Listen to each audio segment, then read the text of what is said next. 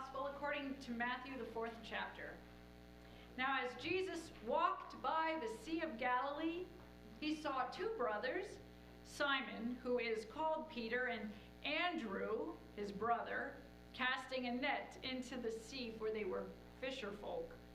And he said to them, "Follow me, and I will make you fish for people, women, children, and men."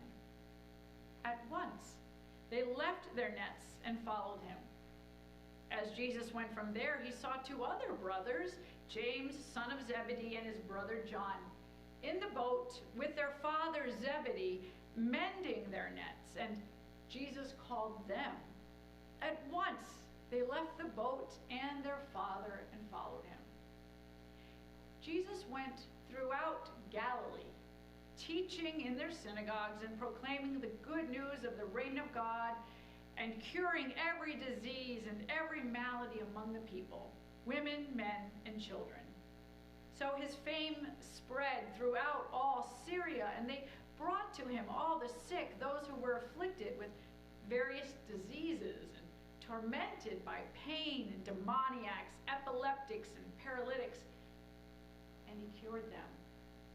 And great crowds followed him from Galilee, the Decapolis, Jerusalem, Judea, and from beyond the Jordan. This is the good news about Jesus. Praise to you, Lord Christ. Let me go ahead and have a seat.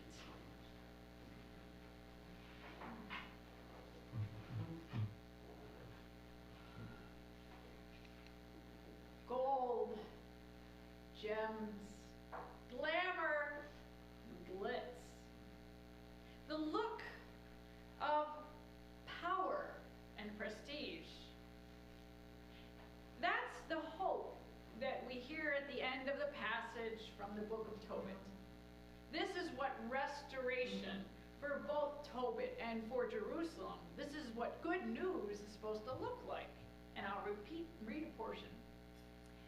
"How blessed I will be if a remnant of my descendants should survive to see your glory and acknowledge the ruler of heaven. The gates of Jerusalem will be built with sapphire and emerald, all your walls with precious stones.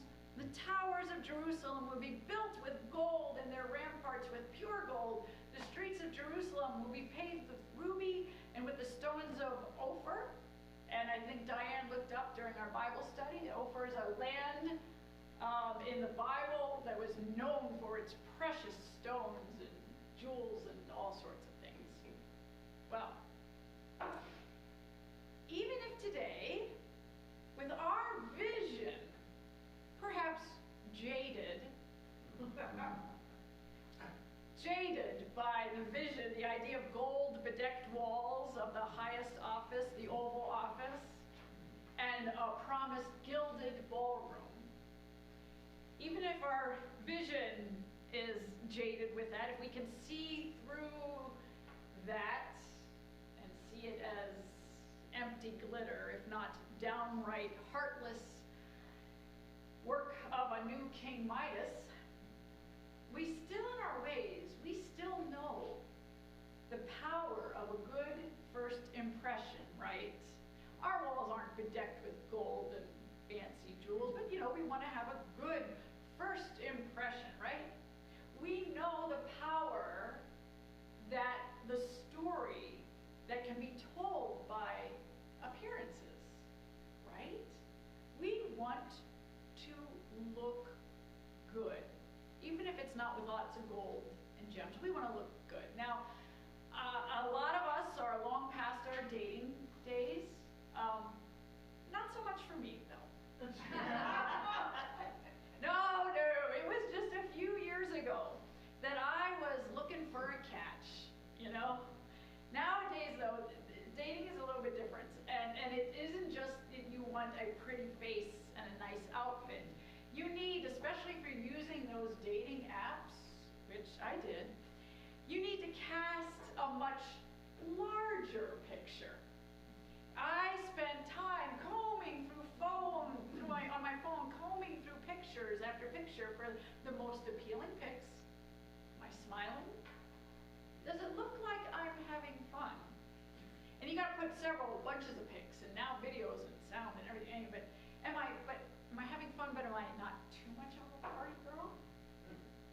What are the activities that I can share that put me in the best light? Can you tell that I like to read and I love to travel? What lure can I use to get that nibble on my profile? Appearances matter. Looks matter. They tell a story, they cast a vision. So we try to put our best face forward, don't we, here at Village, on our webpage and our socials. Thank you, Ron. And like a person trying to get some dates, it's true for the church. So what is the story we're casting? You need to think about, what is the story that we are casting? Are we, and I mean Village Church, are we, as one villager once suggested, a church of misfit toys?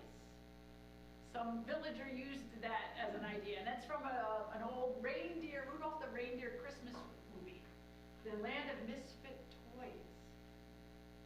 And if that is who we think we are, who we are casting about, what comes with that?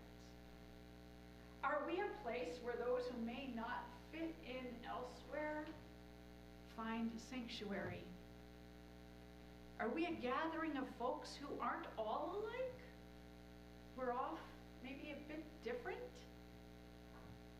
Where at this place some are welcomed where they might not be in other spaces. You know, not all churches want to admit or at least advertise that. A lot of places really just want to put their best face forward. Should I go like this? Best face forward? Look like we have it all together. We are all respectable. We are people in a place that is comfortable, that is well-meaning, well-intentioned, if not well-heeled, at least well-dressed, whatever that means. A place for deep thoughts and deep spirituality, where we can critically engage the culture around us and seek a spiritual connection, moving us to meaningful engagement. Yes, that sounds like a good look. I like that look. But you know, it's far too easy in our world these days to fall into a world, or the trap of it's either this or that. You're either a land of misfit toys or you're the well-heeled, well-together. Our world loves that dichotomy, that binary. But our gospel today looks a little different. The gospel story today gives us a first impression of Jesus and his team that he's going to collect.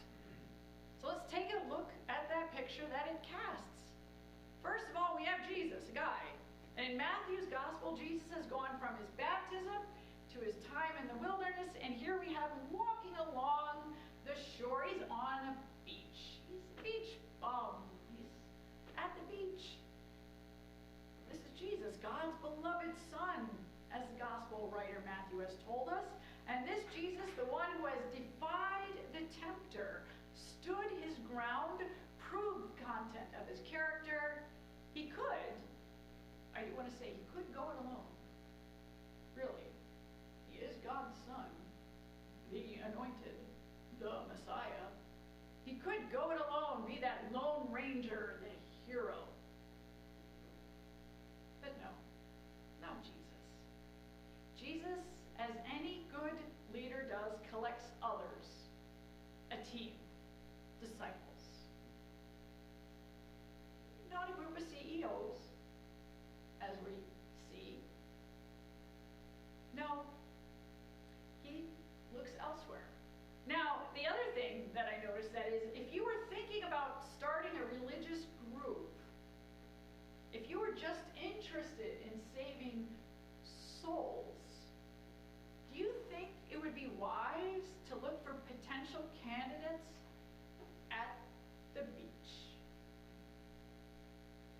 beach, would that be the first place you would go and look to call your leaders? If you're all about saving souls and... I don't think so.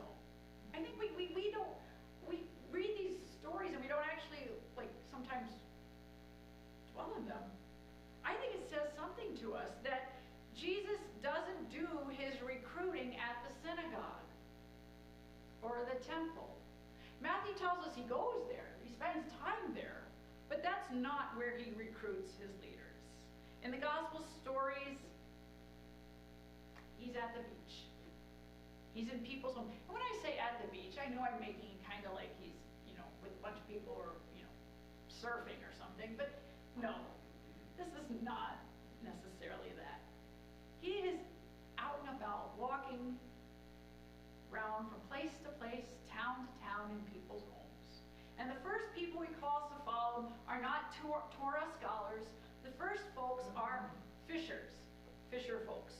We are told their names. We get Peter and Andrew, James and John, men. So that's a good start. But we are told men, we're given their names, but there were others as well. There are others as well, men and women.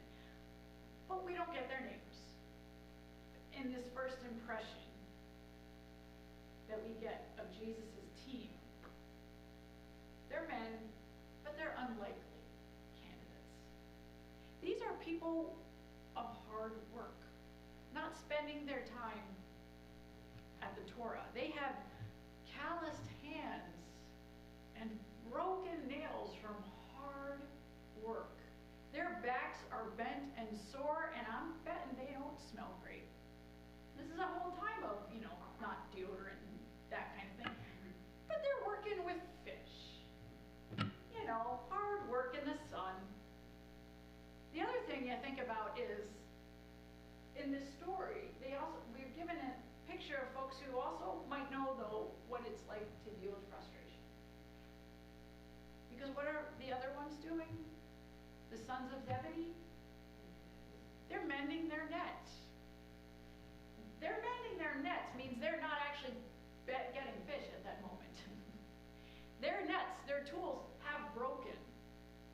And so they are having to spend their time not making the stuff for making money, but fixing their equipment. These aren't bankers, CEOs who get to buy their way onto some board of peace. Now let me remind you again, these four are not the only ones that Jesus calls. We know that Jesus has a large group of disciples. Yes, 12 named men and others as well. Some of the named aren't men, though. There are also women. There are a multitude, several Marys in this group. And yes, Jesus doesn't exclude the well-to-do. Jesus doesn't exclude based on appearance or status. He does call a tax collector, iffy on that one, but probably had money. Jesus tries to call a rich young man, we're told. Jesus doesn't exclude based on status or appearance. He's not trying to implement this world strategy of putting your best face forward. In fact, he's actually overturning it. He's flipping it upside down, giving us what I think we really need to see. Casting an alternate vision of Jesus' heaven on earth. Because that's what he's going around preaching, is that heaven on earth is here. And heaven on earth isn't whitewashed walls or whitewashed stories. It's people, normal people, everyday yous and meses, average Joes and Janes. Jesus' heaven. It looks like DEI. Diversity, equity, and inclusion in the world. It is a wide net, not designed to catch just some, but all. And it isn't about amassing land or riches, diamond or gold. Today, it's about you and me. Today, we are the church. We receive and are called